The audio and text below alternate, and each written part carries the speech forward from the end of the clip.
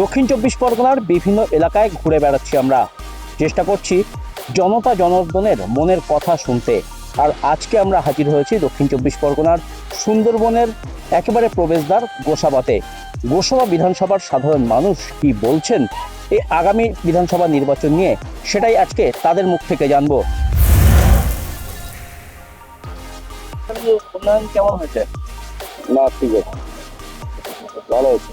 আরো একটা ভোট তো সামনে, আপনারা সুন্দরবনের মানুষ, এখানে কি উন্নয়ন হয়েছে লাস্ট 5 বছরে?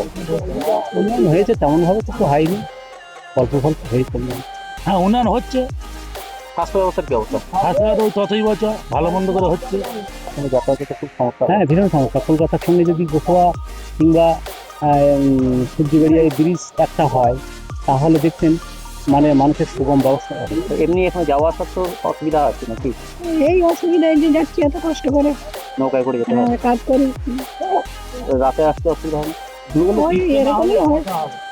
তো ব্রিজ হওয়ার কথা ছিল, তো সে ব্রিজ তো হলো না। ব্রিজ তো অটোমেটিক বন্ধ হয়ে গেল, মালপত্র পরিস্থিতি সেগুলো সব তুলে নিয়ে যাওয়া। নদী পার হয়ে আসা যাওয়া করতে করতে আমাদের খুব অসুবিধা হচ্ছে। ব্রিজটা হবে বলে হলো না, কেটে গেল। মানুষের কি আশা করি? কি মনে হয় এবার সব কি হবে? পরিবর্তন হতে পারে, আশা করে তো। যে আসবে আমাদের বৃষ্টিগুলো করে দেবে, ভোট দেওয়া হবে না, সে নোটা ফেলে দেওয়া হবে। কি মনে হয় কোন পার্টি আসবে? এখন বাবা বোঝা যাচ্ছে না, এখন ঠিক বোঝা যাচ্ছে না কি আসবে না আসবে। বন্যা হলে কিছু বোঝা যাচ্ছে না।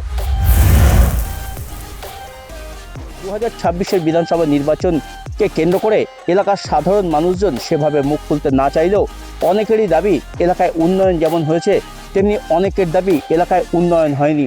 যে এলাকায় বীজ তৈরি করে দেবে তাকেই ভোট দেবেন এলাকার সাধারণ মানুষজন, নয়তোবা তারা ভোট দেবেন নোটাতে।